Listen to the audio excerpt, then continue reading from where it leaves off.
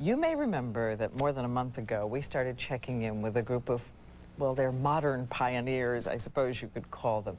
3 kids who decided to wait outside so they could be sure to get into Star Wars right when it opened. And we're going to check back again, now that it's happened, to see if it was worth it. We have Steve Coate, Cecil Siskel, and Sarah Sprague joining us again this morning. All right, you all. Thumbs where? Up, down, let's hear it.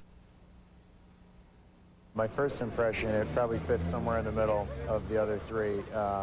There's good parts and bad parts about it, and I still like Empire the best. I didn't like it at all. I thought it was terrible. I mean, I'll watch it again just to make sure, but my first impression is that there was no story, and I didn't care about any of the characters, and it was very disappointing. I thought the story could have used a little bit more work, but I think it was just leaving me wanting to see episode 2. Well, now I have to wait 3 more years. So she's going to go back and camp out for 3 years and wait for it. No. Poor Cecil waited a month and then hated the movie. I know. That's tough. Well, permit us to say, does it serve them right? No, they're adorable. Also coming up, of course, our entertainment editor, Joel Siegel, will tell you what he thought.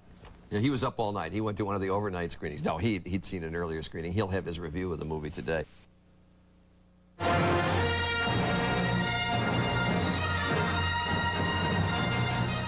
A new movie premiered at a stroke past midnight in theaters across the nation. You may have heard something about it. If not, you've been on some other planet. Our entertainment editor, Joel Siegel, reviews Star Wars Episode 1, The Phantom Menace. You're on. One word to describe The Phantom Menace, Charlie. Interesting, it's the same word one of the people we followed who'd been waiting in line for 3 weeks to see the film used. Disappointing. Maybe it's because nothing could match the galaxy-sized hype. Maybe it's because we know what's going to happen, who's going to be Darth Vader, who's going to be the evil Emperor, who's going to give birth to Luke and Princess Leia. Now, yesterday, Wolfgang Puck said his son came back from the movie saying the critics were idiots, the movie is terrific. I asked, he said his son is 10, and he's right. For 10, kids will love this. The Federation has gone too far. The action sequences are thrilling. And what kid wouldn't love dueling lightsabers and rolling droid destroyers and an entire droid army looking like grasshoppers in brass coats of armor, and characters like Watto and Darth Maul and a younger, sleeker Jabba the Hutt. The pod race, young Anakin Skywalker racing for his freedom, is one of the great set pieces in film history. Yes, it's Ben-Hur on jet fuel. George Lucas does that. And virtually none of this is real. That is what is new and unique about Star Wars Episode 1.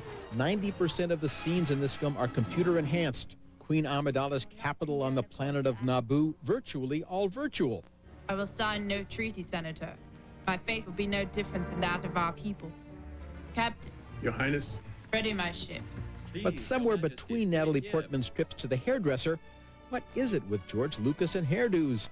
The heart of the movie was given the brush. Lucas knows he must appeal to a new generation of moviegoers, so much of the film is aimed at kids. That's why Jar Jar Binks. They will crush us, grind us into tiny pieces, and blast us into oblivion. Ah. Your support is well seen. The genius of the first trilogy, though, wasn't that it was aimed at kids, but that it made us all feel like kids. A feeling that happens all too seldom watching The Phantom Menace. The original told its story of good versus evil through the adventures of its 3 major characters we truly cared about. In Episode 1, this piece of dialogue should have had us cheering. Anakin Skywalker, meet Obi-Wan Kenobi. It doesn't. The Jedi Knights are too laid back to involve us. And why did George Lucas direct an Irishman and a Scotsman to speak in British accents that distance them even more? I shall do what I must, Obi-Wan. We know Anakin Skywalker will become Darth Vader, so we don't grow close to him. Darth Maul, a toweringly evil creation, has only 20 seconds of dialogue. Even the villains aren't given enough face time for us to fear them. Fear is the path to the dark side. Fear leads to anger. Anger leads to hate. Hate leads to suffering. Call me Darth Siegel, and I hope I won't cause any suffering, but I'm not afraid to say it. It's disappointing. Lucas made choices I'm not sure why he made them. A confusing storyline instead of a simple good versus evil morality tale. No compelling character to carry us through the story. Slapstick when we don't want humor. He cast unknowns in the first Star Wars and made them stars. Here he cast stars and made them supporting actors to the computer effects. But those effects, the design, the attention to detail are astonishing. Even more astonishing, Lucas hasn't become cynical about Star Wars the way maybe too many of the rest of us have.